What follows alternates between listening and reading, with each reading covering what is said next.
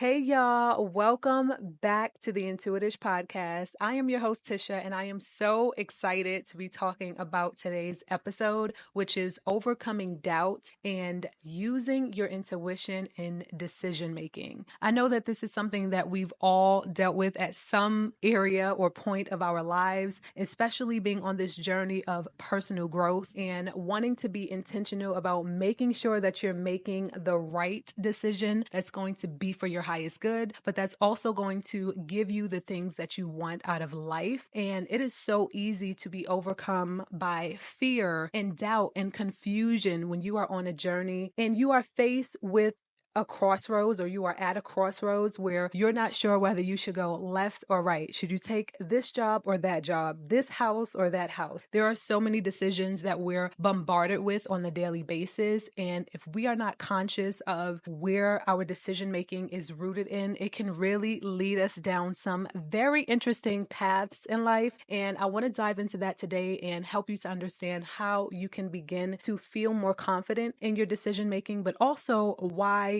doubt, confusion, and those things come up on the journey of life. So I'm really excited to dive into this topic. But before we do, this week we have a crystal of the week. I feel like for the past 2 weeks, I've been doing card readings, but I was like, let me just switch it up because I did say crystal or card, and I was kind of leaning more into my love for tarot and neglecting the crystal side of things. But today I am so excited because we have amethyst as our crystal of the week. For those of you that are watching on YouTube, I will be sure to do a close-up of this beauty. I absolutely love amethyst, and this is honestly a personal favorite. So here's another bias that y'all are going to have to deal with today, but a little bit about amethyst. So amethyst is a great stone for spiritual awareness. It's also a great stone when it comes to protecting you spiritually, decision making, which is something that we're going to be talking about today.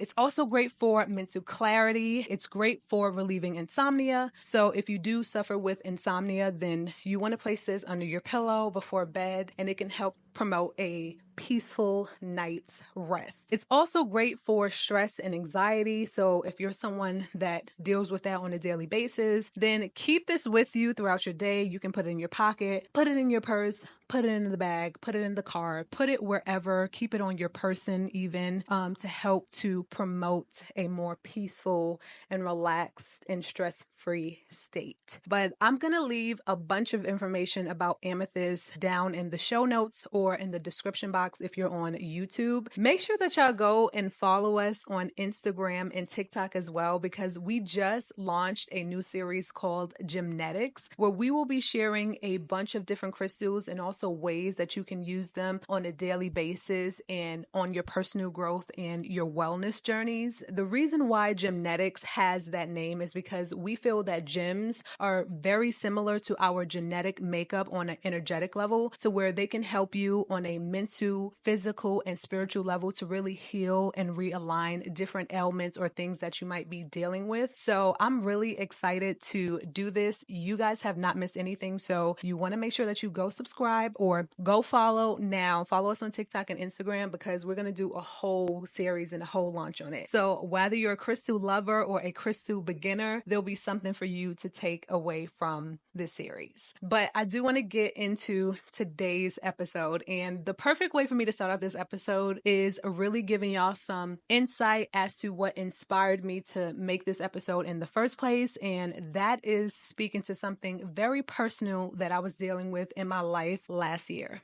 I was working at a corporate job for about 2.5 years. And I will say that when I first started working for this company, everything was pretty much in alignment. The way that I got this job, there were so many things that were very smooth and very effortless, and was very clear that I was supposed to be at this job. But I feel like there was a point that things started to change and shift, and it was almost like my life and the universe was communicating to me that it was time for me to move on and do something different. One of the main reasons why I got this job was that I wanted to put more energy into Intuitish. I needed to man a 9 to 5 because I was a single girl out here living in LA at the time. And it was important for me to make sure that I had a sense of stability. Me getting this job was like, this is just going to help fund my life, my expenses, the necessities that I need on a daily basis to live and survive. I was working at this job for about 2.5 years. I would say about 6 months of it was great, exceptional. I mean, work-life balance. It was a hybrid schedule. So we were working at that time. At one point, we were working more from home than in the office. And I would say things were flowing.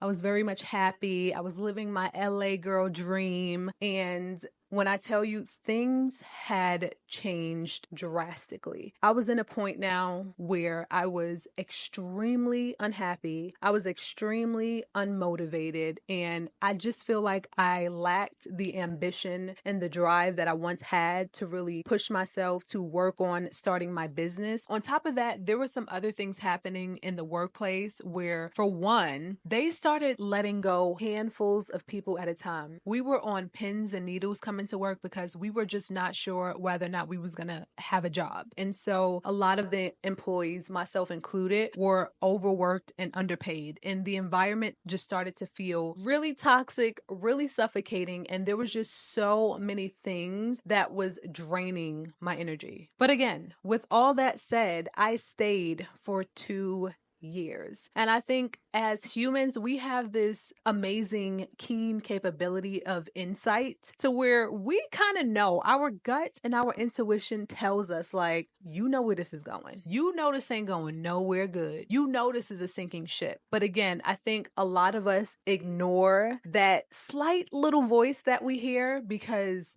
this is what's providing us the stability that we need, right? This is what's paying my bills. This is what's supporting me. This is what's maintaining my livelihood. So I think for a lot of us, it's easier to avoid the obvious because it means change. And with that said, I want to pause on my story time and get into why is it that we have a difficult time with trusting that voice, right? With trusting our intuition when it comes to making decisions. I think the number one thing is fear of making the wrong decision. So a lot of us would honestly choose to not make any decision at all versus making a wrong decision. And I think it just has to do with us not wanting to be held accountable or to accept the consequences of the decisions that we make. But something that I want you to understand is not making a decision is making a decision. So wouldn't you want to be a part of and have some sort of control in the direction that your life navigate in? Don't you want to take part in saying, like, the reason why I'm here is... Sorry, y'all. This is giving very real right now. A fire truck just went by. But anyway, I was saying, don't you want to take part...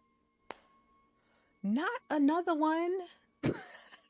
I think the last thing that I was saying is, wouldn't you want to take part and be in control of the direction that your life is going in? For a lot of us, we decide to just take the back seat and we choose to allow other people, right? These external forces to navigate and dictate the direction that our life goes in. Something else that I want to talk about when it comes to taking accountability for the decisions that we make. A lot of times we look at these decisions from a perspective of things gone wrong. But I was watching this podcast called The Balanced Black Girl by Les, and she was talking about this concept and this idea of best case scenario journaling, because something that we do as humans is we can tend to operate more out of survival mode versus thrive mode. So survival mode tells us to have a plan B. Survival mode tells us if this doesn't work out, make sure we have X, Y, and Z. So with best case scenario, you're allowed to focus on, what if this goes right? How does it feel? What does it look like? And it also shifts and changes your perspective out of the very negative perceived experience into one that's more positive. Because what is it that you can gain from this potential situation?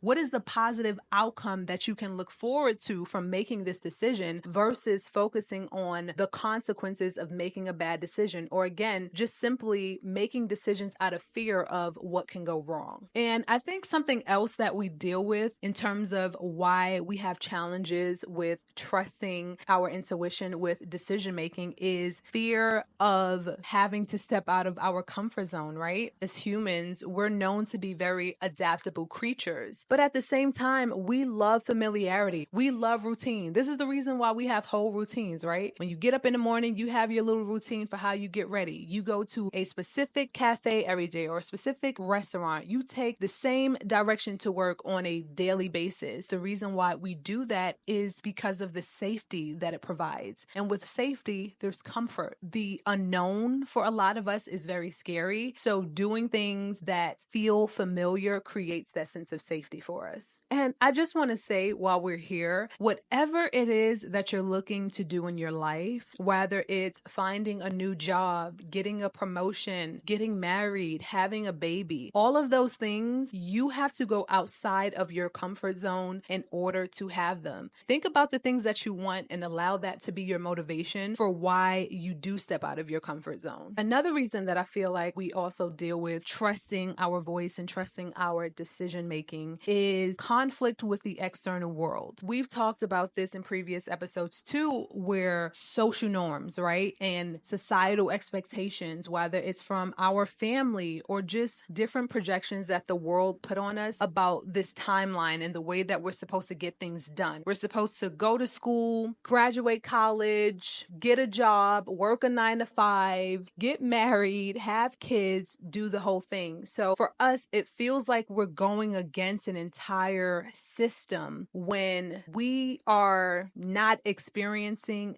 that sort of streamlined lifestyle. And in truth, you're not supposed to, because your life is very unique to you. When we talked about intuition, we talked about how it's very personal, right? Like there's such a personalization that happens when you're on your intuitive journey. The crazier that it seems to somebody else, the more that you know it's for you. Getting back into this story time, I'm at the point where I decided I need to leave this job. When I tell y'all there's so much that I was going through mentally, physically, and spiritually, I mean, there were health issues starting to come up. There were so many things falling out of alignment. And this just goes to show how indecision can trickle into all aspects of your life. You think that because you didn't decide or make a decision in this one area, that it's only affecting this one area, when in actuality, it's affecting your whole entire life. So it got that bad to where I finally said, I'm updating my resume. It is time to go. Honestly, y'all, it felt like a month. One of the first jobs that reached out to me is the one that I actually went with. But when I tell you, smooth transition. It was such an easy process. The interview was great. It felt very relaxed, but everything was just super fast, super easy. When you are on this journey of decision making, you know that you made a right decision or you're being called down a certain path or in a certain direction when it's extremely smooth. Something that we say here at Intuitish, our slogan is tap into your flow. And if it feels like you're going against the flow and you're swimming upstream, 9 times out of 10, you're probably going in a direction that's not meant for you. Now, this is not to say that if you are on a path that is meant for you, that you won't experience hiccups or there won't be challenges, because there definitely will be challenges. And I do not want to negate that. But ultimately, when you are on the right path, you do get these very spiritual out of body kind of experiences where it's like certain things that you couldn't have orchestrated or aligned in a better way. And that's one of the indications that you're making the right decision with whatever it is that you're doing and that you should keep going. So I'm in this new role, and when I initially got there, it felt like the work environment was so much better. It wasn't a toxic work environment. My salary increased. I got a pay raise. Like, there was just so many good things at the start of this job opportunity that I was like, yes, we made the right decision. We're on the right path. But then, dun, dun, dun, that's how I feel, y'all. I swear, like sometimes in life, it be feeling like, dun, dun, dun, like it be feeling like you are in a movie. It's like, yo, is this real life or is this a movie right now? So I started to experience feeling overwhelmed within this new industry because this was a completely different product that I have ever worked for before. And so I was having a really hard time adjusting, but it felt like very quickly things started being unveiled that I wasn't ready for. Like, for one, the company was not doing as great as I guess I thought that they were doing.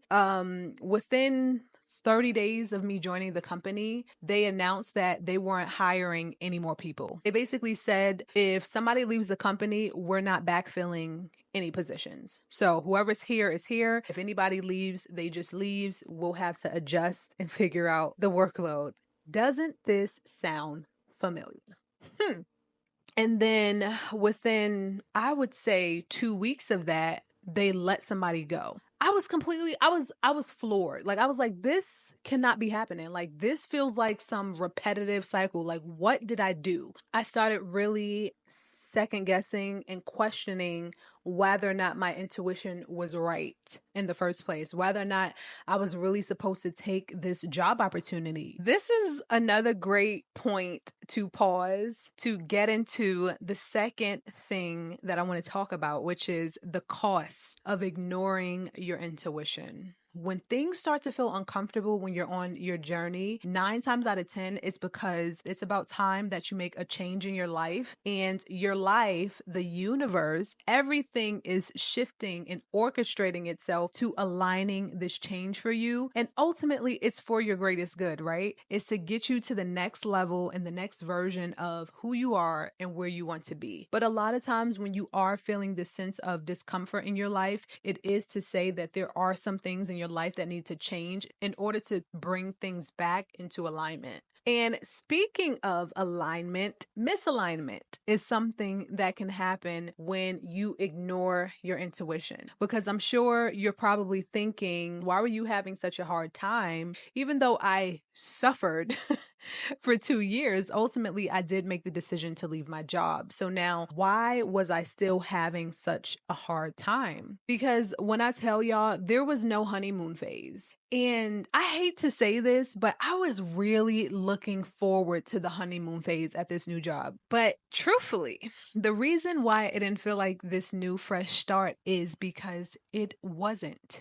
I was still caught up in the same 9 to 5 cycle. If you remember, I said that the main point of me working in my previous 9 to 5 role was so that I can eventually transition into Intuitish as a full-time business. The decision that I made ultimately went against what I deep down knew that I wanted in my soul, because at that time, what I was craving was freedom. I was craving fulfillment. And those were things that I felt like I was not getting in the 9 to 5 setting, the corporate setting, but also with just working for other people and other companies. I felt like the freedom and the fulfillment that I wanted, I could only get from my business. And I 100% fully understood that. So when I made the decision to transition to this new role, it really felt like it was out of survival. It felt like my back was against the wall. It felt like, again, I didn't know whether or not I was going to have a job when I walked into work the next day. And so I went for the next best thing. And that's why I constantly had this feeling of, why does it feel like I jumped from one sinking ship to another? And the answer is because I did. That was not the best, most optimal decision that I could have made for myself at that time. It was a better decision because it got me out of that toxic work environment. But ultimately, it was not the best decision that I could have made for myself. I actually have this quote. I was watching another podcast, Let's Try It Again, with B. Simone, and she had Lady London as a guest on her show.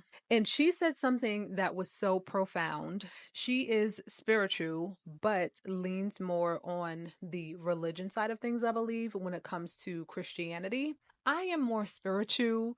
At Intuitish, we focus more on, or we lean more on the spiritual side of things, right? Like having a connection with yourself, but also having connection with a higher power. So the quote that she said that resonates with this episode so well, she said, anything that you obtain outside of his will, you have to stay outside of his will to keep it. But the spiritual version of that is anything that you obtain outside of yourself, you have to stay outside of yourself to keep it. A lot of the times when we ignore our intuition in decision making, within this misalignment, we're ultimately going against ourselves. Like I said, with my experience, honestly, in both roles, where physically, mentally, energetically, on all levels, I felt like I was outside of myself. It felt like I was not connected to myself within that experience. So that's why it felt so hard, right? I felt like no matter how hard I tried to be good at this job, to learn, to retain the information, I had systems, I was taking notes, I was doing all the things to try to digest this role, but it was not for me. It was out of alignment. It was not working with me. Ultimately,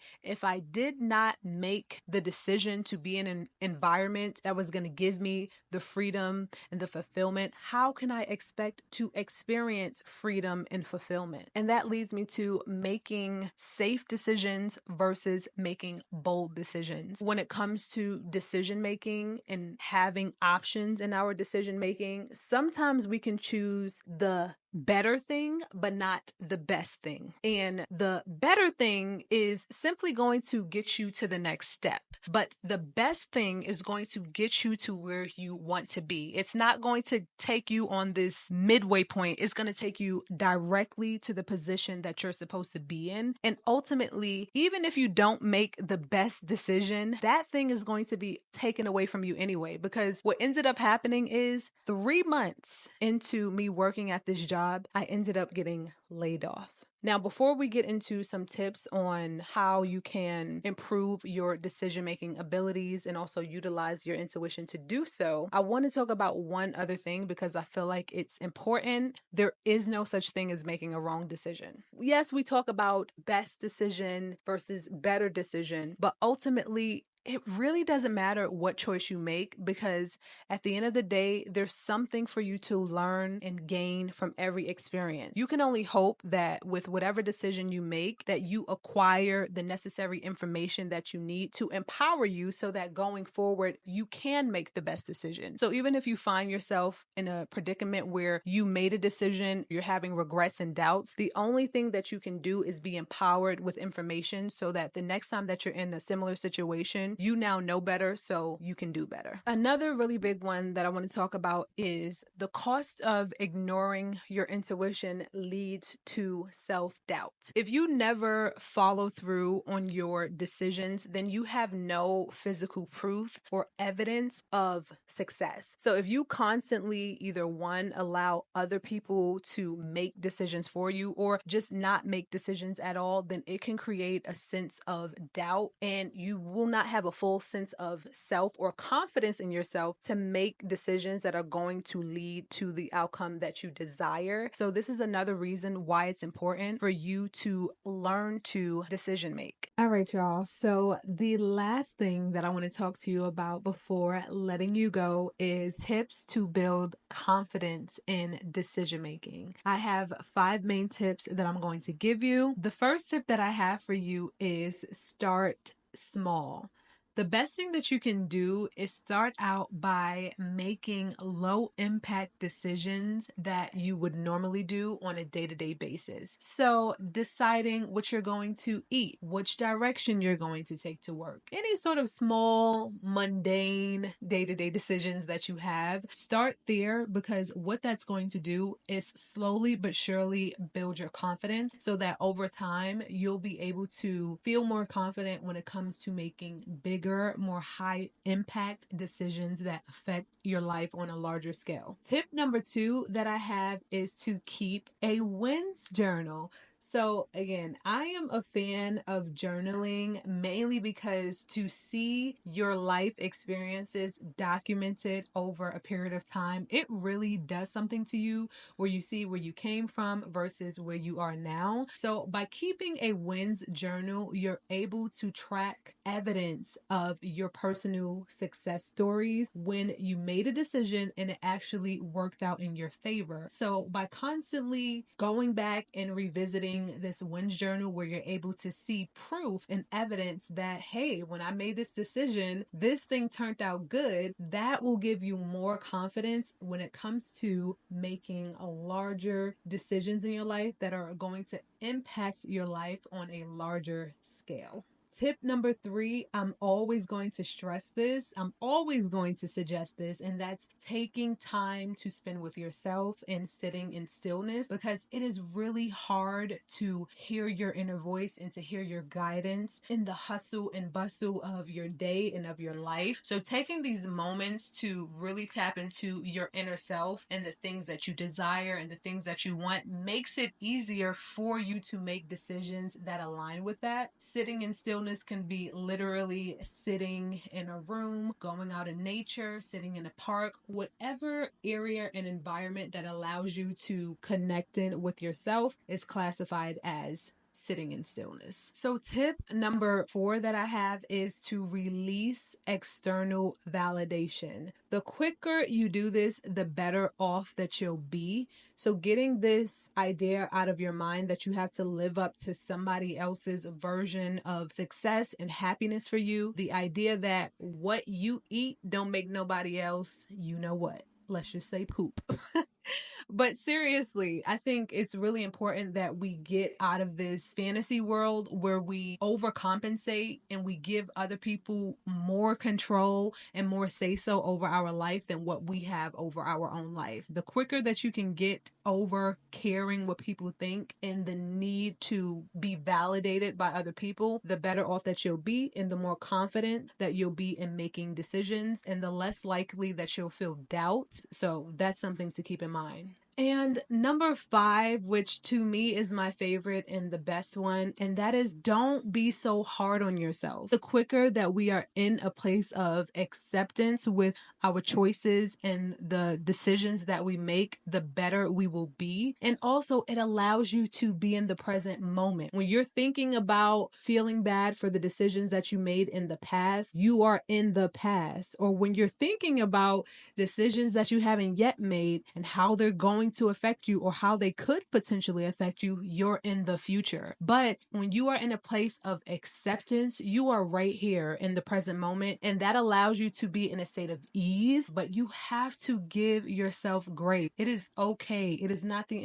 end of the world. Any decision that you make and whatever path that leads you down, there's something for you to gain there. If it wasn't, you would not be there. And that was all of the 5 tips that I have for you. And yeah, y'all, with that said, that is the end of this episode. I just want to say thank you so much if you made it to this point in the episode. And I want to leave y'all with this one message before I let you go. And that is that this message, this episode, and also just your journey in life when it comes to making decisions is not about getting things right every single time. It's just about simply learning to honor yourself and building enough confidence to trust yourself and trust the guidance and the messages that you receive, even in spite of whatever doubts or fears might come up. So I just wanted to leave y'all with that, but make sure that y'all send this to a friend if you found it to be helpful, and also follow the Intuitish Podcast for more content like this related to personal growth, self-awareness, self-improvement, and all that good stuff. Make sure that you stay intuitive, always trust your inner guide, and tap into your flow. We're going to start ending every episode with our slogan, tap into your flow. And with that said, I will see y'all in the next video. Take care.